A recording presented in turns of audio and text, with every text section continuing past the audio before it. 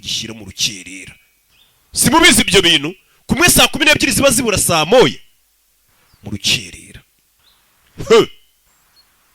Saa sita zibura saa 10 za mu gitondo.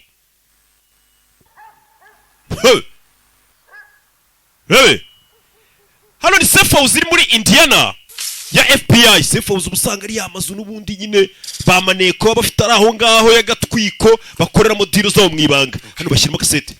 Tape ID 703. Turi saa 12 za mu gitondo. Iyi ni telefone tugiye guhabwa n'umutanga makuru informant wa muntu nyine ubuje kugambana. Hector Alvarez. Mwite Alvarez. Adrian Rafael. Niwe wabahuje. You brokered an arms deal between them. Niwe watumye batangira gucuruzanya imbunda hagati yabo. Warabahuje yego. Yakoze nk'umukomisiyoneri. Kandi bombi mwarakundanaga. Mbega bararyamanaga. Yego.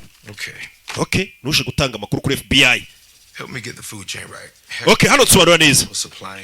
Hector Alvarez yashyiraga intwaro Adrian Rafael. Niziye ntwaro yabashyiraga.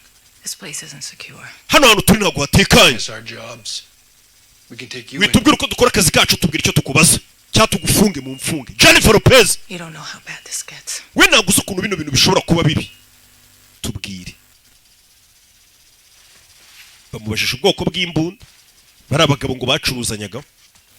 Witwa Hector na Adrian Rafael. So why don't we start with the weapons Alvarez? Tubwire intwaro Alvarez yasapurayingaga yashiraga Adrian.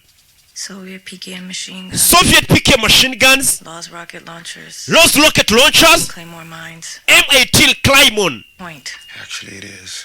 These people want you dead. Ubwoko bw'imbunda. We need to talk about my deal. Tubanze tuvugane ibyo mwanyemereye. Urumva ugiye guha amakuru FBI ugiye kugambanira abagizi ba nabi. Uvuga ukuntu bakoramo. FBI hari icyo cyangwa se leta nayo ibikugomboka ku hano uratekanye. Ntugire ikibazo. Hano ntabwo nekaye. Alvarez ari muri Cuba ararinzwe.